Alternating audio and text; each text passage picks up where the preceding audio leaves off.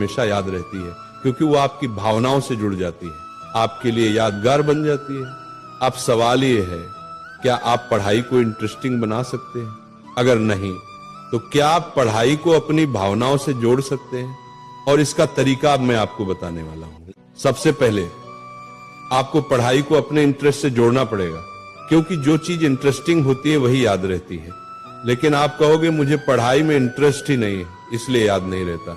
तो इंटरेस्ट जगाने का एक बहुत ही सिंपल तरीका है। देखो, अगर आपको कहीं जाना है तो आपको मंजिल में इंटरेस्ट होता है, रास्ते में नहीं। पढ़ाई एक रास्ता है जो आपको आपके गोल तक ले जाता है। अगर आपको पढ़ाई में इंटरेस्ट नहीं है, इसका मतलब है आपकी लाइफ में अभी तक कोई ऐसा गोल नहीं है जिसमें आपका दिल लगा हो। तो सबसे पहले आपको अपनी लाइफ का एक ऐसा गोल बनाना होगा जो सच में इंटरेस्टिंग हो, आपकी भावनाओं से जुड़ा हो और जिसे पाने की आपके अंदर वाकई चाहत हो। एक बार आपका गोल सेट हो जाए तो उसे पाना आपकी लाइफ का मुख्य मकसद बन जाएगा, और उस गोल तक पहुंचने के लिए की गई हर चीज आपको जरूरी लगेगी, और जो चीज जरूरी लगती है वो भी आपकी भावनाओं से जुड़ जाती है। इस तरह आप अपने गोल को पढ़ाई से जोड़कर पढ़ाई में इंटरेस्ट पैदा कर सकते हैं। लेकिन अगर इसके बाद भी आपको दिक्कत आए तो एक और तरीका है विजुअल्स।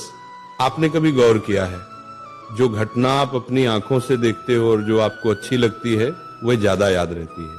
इसलिए पढ़ाई को विजुअल्स के साथ पढ़ना शुरू करें। अगर कोई कॉन्सेप्ट समझ में नहीं आ रहा तो वो कॉन्सेप्ट विजुअल्स या डायग्राम के साथ खोज कर देखें। कभी कभी सिर्फ शब्द दिमाग में नहीं बैठते, लेकिन एक चित्र या विजुअल उसी चीज को बड़े आराम से दिमाग में उतार देता है। आप चाहें तो अपनी इमेजिनेशन से भी पढ़ाई को विजुअल बना सकते हैं।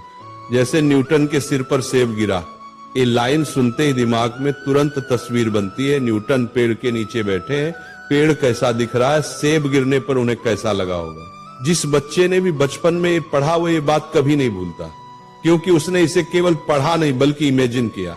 तो अगर आप किसी चीज को याद रखना चाहते हैं तो पहला कदम है पढ़ाई में इंटरेस्ट पैदा करना। दूसरा कदम अपना ऐसा गोल बनाना जिसे सोचकर ही आपके अंदर आग जल उठे। और तीसरा विजुअल्स और इमेजिनेशन का इस्तेमाल करके पढ़ाई को मजेदार बनाना। ये दोनों तरीके अजीब लग सकते हैं, लेकिन एक बार करके देखो, ये सच में मजेदार हैं और दिमाग को मजा आने वाली चीजें हमेशा याद रहती हैं।